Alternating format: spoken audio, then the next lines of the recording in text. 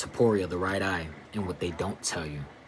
You notice something in that statement that most people scrolled right past? Topuria said, "You took the sight from my right eye in the first round, and by the end of the second, from my left, too." Most people read that as a man describing his injuries. I need you to hear it differently. Look, in Egyptian mythology, the mythology that sits at the foundation of Freemasonic and occult symbolism, the right eye is the eye of Ra, the sun, the king, the power, the pharaoh's authority over the world. The left eye is the eye of Horus, the eye that was torn out in battle, divided into 6 pieces, and restored by Thoth, the god of wisdom, not just physically, but cosmically. It is the eye of healing, of protection, of resurrection. And on the night of June 14th, 2026, on the lawn of the White House, on America's 250th birthday, on the president's 80th birthday, Ilia Topuria, the undefeated Gregorian Spanish champion, had his right eye taken first. His dominion, his solar power, his kingship removed in round 1. Now look at the numbers. Topuria's 18th professional fight. 1 plus 8, that's 9. In numerology, 9 is completion, the closing of a cycle. Gaethje's 33rd. 33rd, if you know, you know. 33 is a master number, the master teacher, the highest number in the entire system. The fight ended at exactly 5 minutes of round 4. 4 plus 5 is 9 again.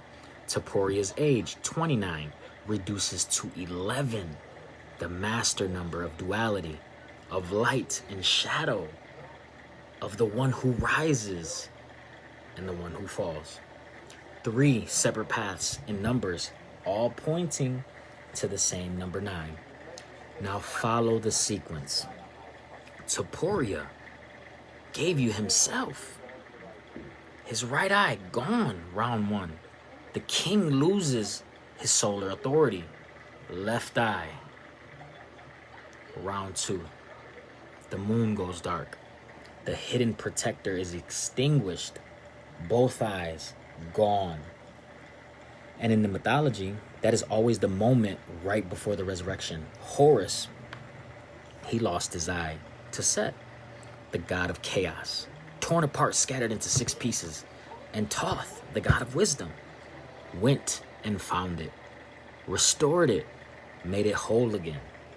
That is the cycle. That's always been the cycle. Topuria said it himself. I'll heal, I'll rest, and I'll return stronger, wiser, and far more dangerous. That's not a post-fight statement. That's the myth speaking through the man.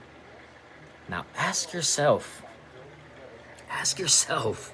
who built this night? The Declaration of Independence sat in view as both men walked through the Oval Office. The Marine Band played them to the cage. The Blue Angels flew overhead. The president walked into the octagon. They chose June 14th, Flag Day, the president's 18th birthday. They chose a man from 3 countries, born to refugees, to be the foreign king who falls.